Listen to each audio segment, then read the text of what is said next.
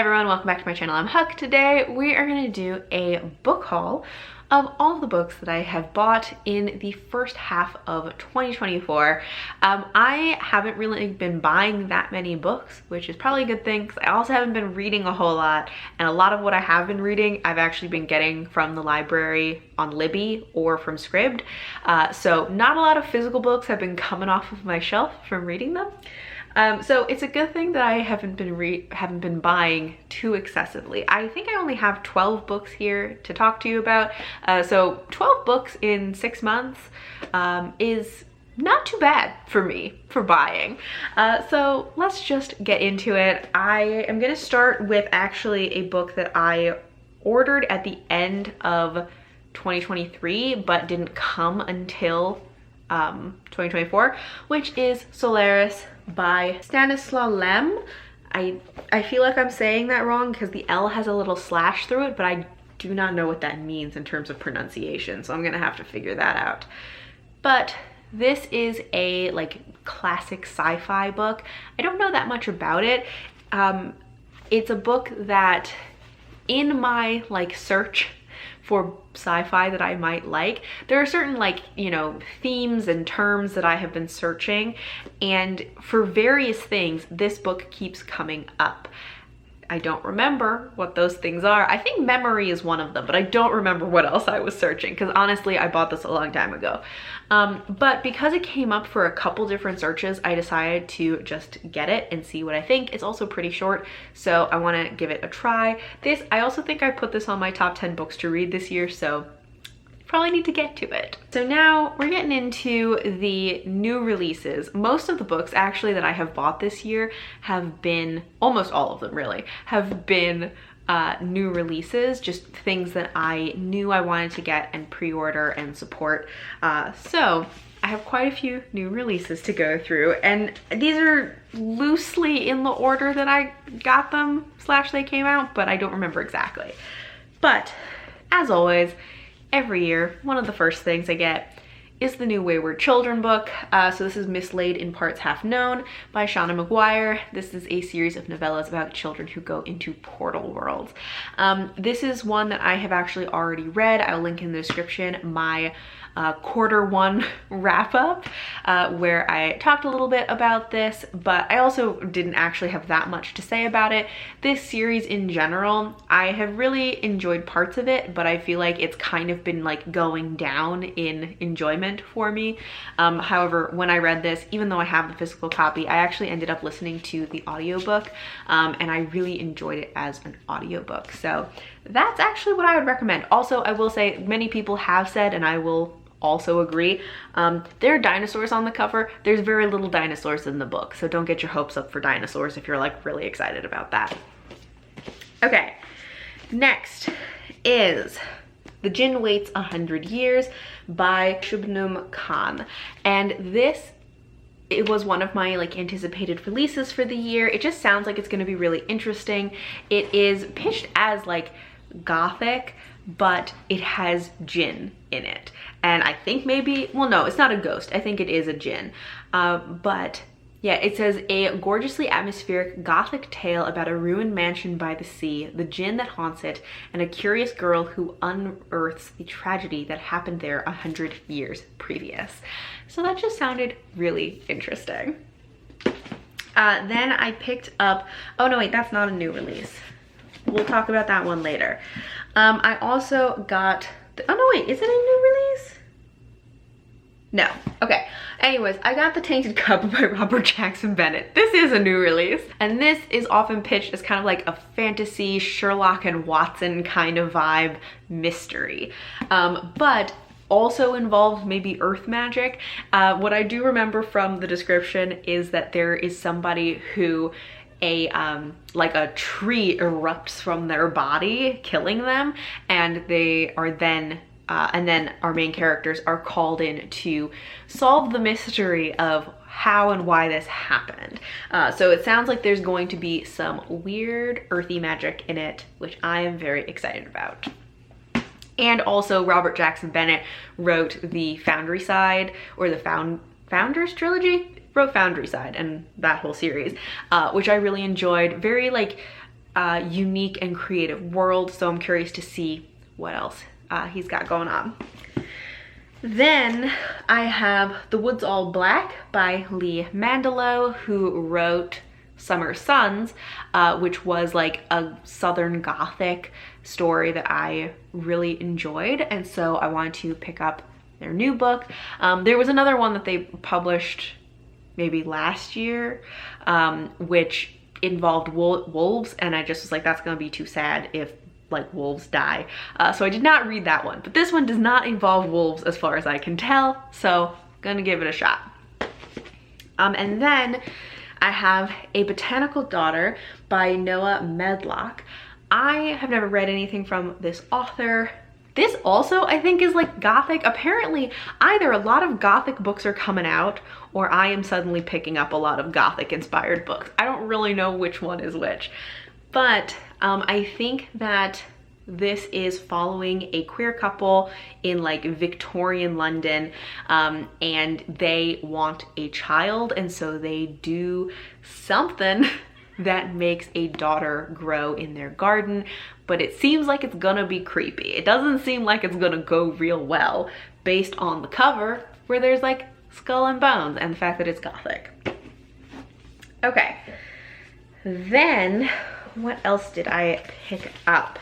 I also got Song of the Huntress by Lucy Holland. This is the UK edition. I have kind of decided I've committed to the UK editions of these because I like this style. I know a lot of people like the US edition of this better, but I don't know. There's something about this art style that really appeals to me, and it'll match my edition of Sister Song. This one is a historical fantasy, or maybe just fantasy, kind of retelling of The Wild Hunt. I really enjoyed Sister Song from this author. I liked her writing there, and I am really interested to see like where her writing goes, because there were some elements of Sister Song where I felt like, oh, you know, I'm curious to see like as she grows as a writer and author, like what direction she goes. So I'm curious about this second book. This is not connected to Sister Song. I just am interested in like the next thing that she's written. Then I have Icarus by Kay Ankrum. I love Kay Ankrum. I have read, maybe not all, there's one book that I didn't read from her, but pretty much all of her books. And I really enjoy them. She writes YA contemporary that often has a little bit of a speculative element to it, but not always.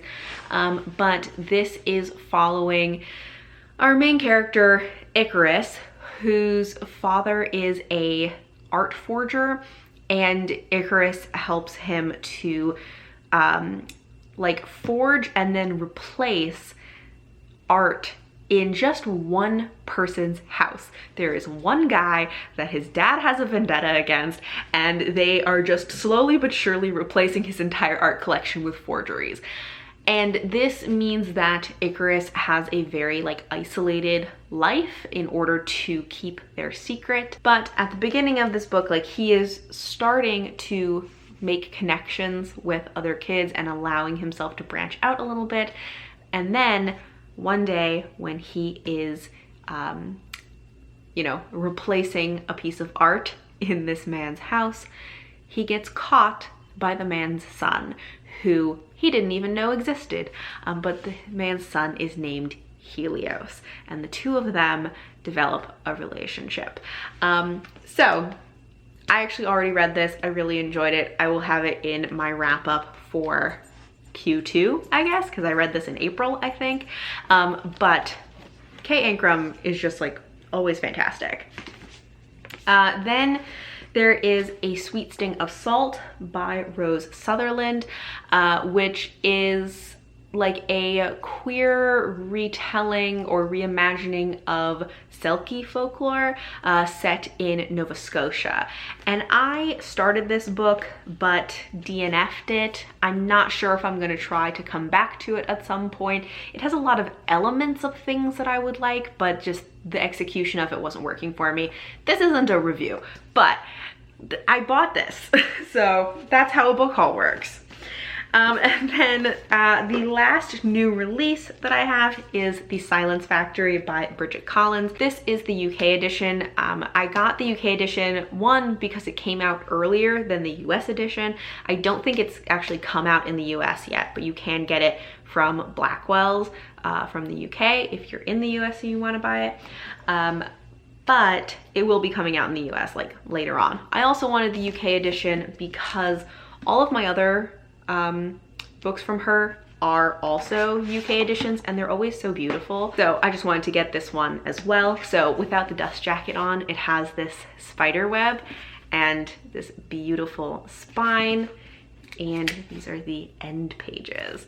So I always really love the UK editions for her books, so I just really wanted to get this one. And sometimes the US editions are slightly different and often not quite as nice. Anyways, this is about, I think, this like family that manufactures fabric that on one side it creates like absolute noise and chaos, and on the other side absolute silence. But I think there are some there's a dark underbelly perhaps to how this fabric is created, and so we're following a character who's like learning more about that fabric and this family. That's all I really know about it. I don't want to know too much. I like going into her books kind of just not knowing much and just experiencing it for whatever it is. But I have not quite been in the mood yet for this, but I really want to read this soon. Her writing is always so beautiful and atmospheric, so I'm very excited about it. I only have 2 books left, and these are not new releases, or not 2024 releases. But first is The Words of Kings and Prophets by Shauna Lawless. This is the second book to Children of Gods and Fighting Men, which I read last year. I wasn't blown away by it, but I wanted to read the second book and see where it goes. Also, when I reviewed the first book and I was saying like, I liked it, wasn't blown away, I felt like it could have spent more time on character building. Some of you in the comments told me that the second book spends more time building out those characters, so I'm hoping that that is true and that maybe I will like the second one better. This is like historical fantasy following characters who are both kind of living in secret as members of like ancient magical lines, but they are on opposite sides. They have a long feud between these magical beings, and they are on different sides of a human war. Okay, and then the last book that I have here is Wonders of the Invisible World by Christopher Barzak, which is a, I guess, kind of paranormal YA contemporary. I've seen this recommended very often for people who are fans of the Raven Cycle, so I've just been meaning to get to it for a long time, and I was in the mood for something like that, so I picked this up. I started it and kind of put it down. I might come back to it at some point, but it wasn't blowing me away, and I wasn't really getting that comparison to the Raven Cycle, like very superficially, but like the things that actually make me love the Raven Cycle, I wasn't really seeing the comparison. But also I didn't finish the book yet, so maybe those will come into play later, I don't know. Anyways, so those are all the books that I bought in the first half of the year. I'd love to know like if you have read any of these, or any of these books that were also your anticipated releases. But thank you all for watching, and until next time, bye.